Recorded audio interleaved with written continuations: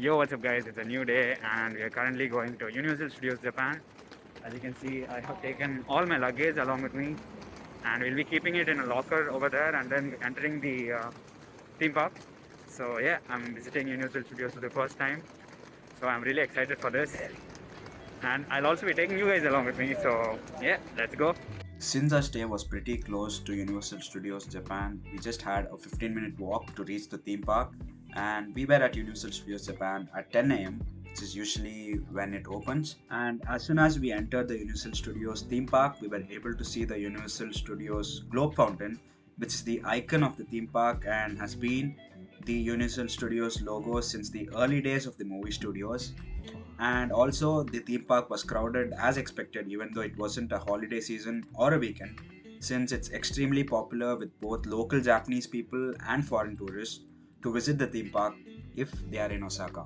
But since we had opted for the VIP experience tickets, we didn't have to stand in long queues to get into the theme park or clear the security check, and that was really great because I don't really like to wait a lot, and it also saved a lot of time for us to experience the rides.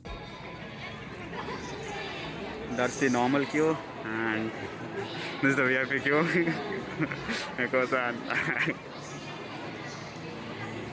yep.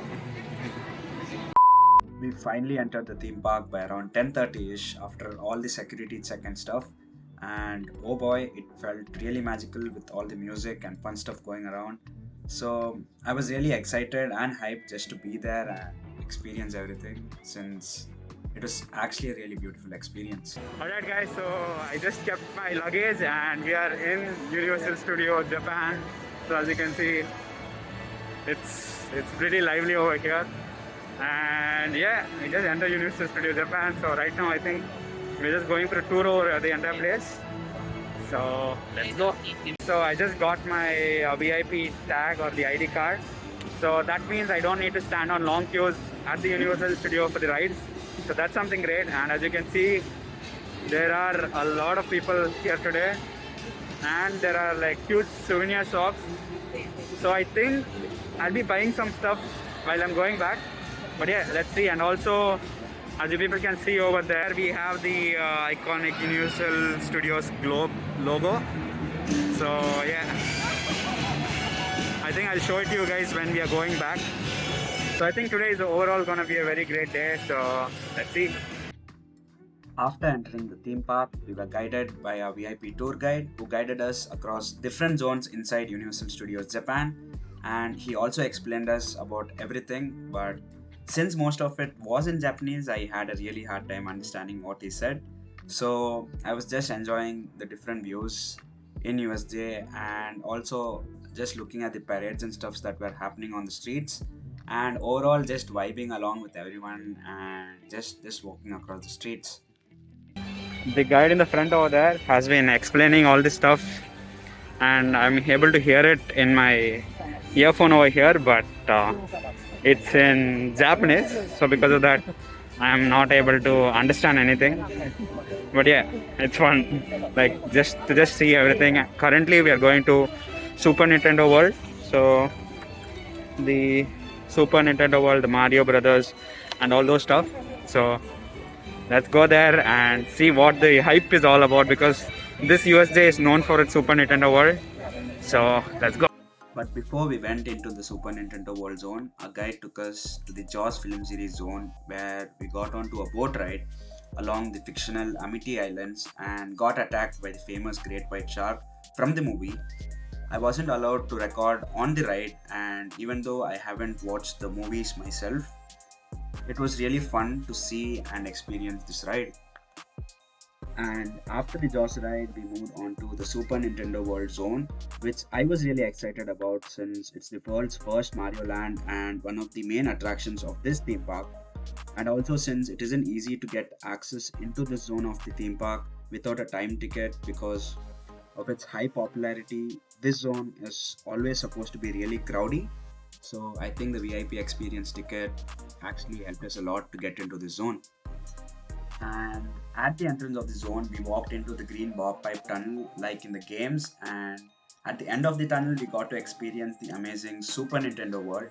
And I would say it was totally worth the hype because the sets and visuals looked so real, and it felt really immersive, like you are in the actual game and you are one of the characters in the game. And I just had a really amazing time looking at everything and experiencing it for the first time. So slowly, after exploring everything inside the Super Nintendo world, we got onto our first attraction inside the Super Nintendo world, called as Yoshi's Adventure, where we got to ride the character called Yoshi and go on an adventure inside the Mushroom Kingdom and find hidden Yoshi's eggs along the ride. To be really honest, I felt this ride was really kiddish, but the view from the top of the ride was really cool, so I had fun on the ride. Alright guys, me and Kosan are on the Mario ride. We have eggs over here.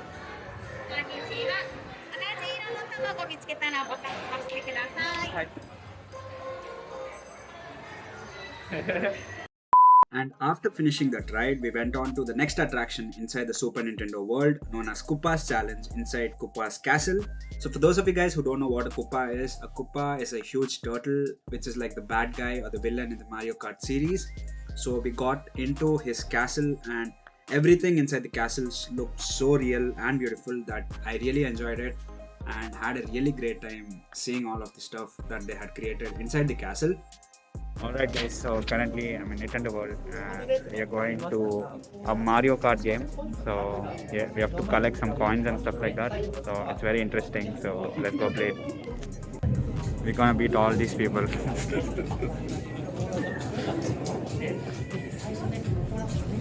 So in the game, we basically had to team up with Mario and his team and get on an interactive Mario Kart and race to the finish line.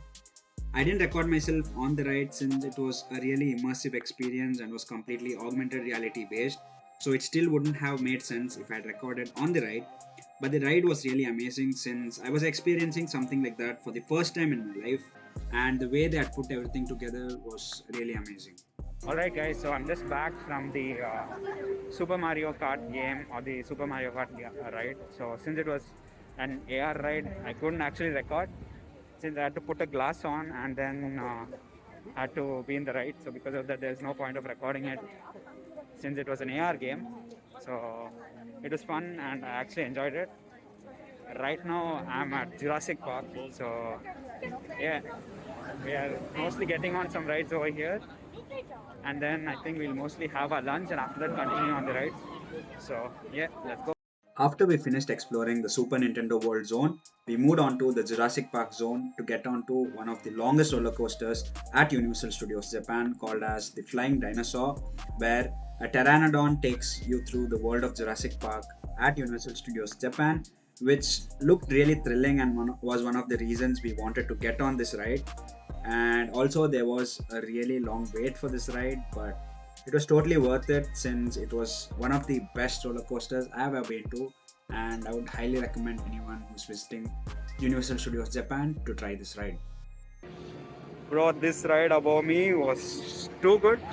Like one of the best roller coasters I have ever been on in my entire life. So if you people get a chance to come to Universal Studios Japan, must try this ride. It's called the Flying Dinosaur or something, but it's too good.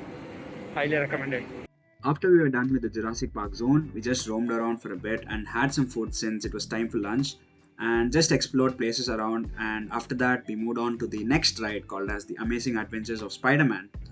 This was again a 3D ride with a lot of special effects and had incorporated some really cool looking sets from the Spider-Man series, including a storyline where we go along with this adventure with Spider-Man, fighting some main supervillains from the series like Dr. Octopus, Electro, Hydro-Man, Hobgoblin, and many more. And it also had a cameo of Stan Lee, which was really interesting. And yeah, the detail that they had given on this ride was really amazing. And also, this is one of the top rated rides in USJ. So yeah, it was actually a very good experience. Bro, the Amazing Spider-Man ride was too good. Like, it was basically a 3D ride and the visuals were amazing. Like, it was too good. So, yeah, I couldn't record inside since, again, it was a 3D ride. And even if I record, there's no point. But yeah, if people get a chance, do visit the Amazing Spider-Man. area in the USJ. It's too good. Alright guys, so currently I'm going to the ride of Harry Potter. So there's a Hogwarts kind of thing which is built over here. So let's go. So on the way to the Harry Potter zone, we also saw the crashed flying car which Ron Weasley uses to rescue Harry Potter to get him to Hogwarts in the movie Harry Potter and the Chamber of Secrets, which actually got me really excited for the zone since that was actually a really good attention to the details. The Harry Potter zone of Universal Studios Japan is also known as the Wizarding World of Harry Potter here, and I was pretty excited to go here since I really enjoyed the Harry Potter series and always wanted to experience how it feels to visit Hogwarts. And as soon as we entered the zone, I was pretty impressed by the way they had recreated the complete Hogsmeade village, and they even had the Hogwarts Express, which felt really nostalgic to look at. And even the shops here sold stuff like the series, like the chocolate frogs, candies, beans, wands, robes, butterbeer, and many more stuff, which actually made the experience of the zone really realistic. Alright guys, so I just entered the Harry Potter zone and look what I found. Hogwarts. I'm not even kidding. It looks too real and it looks too cool. So if you guys ever get a chance to visit Universal Studios Japan, I highly recommend to come to this place if you are like a Potterhead like me. So highly recommend this place. It's actually too cool. I think I'll buy some sort of souvenirs or something from here. So let's go. I did visit some of the souvenir shops here, and all the items looked so cool and real.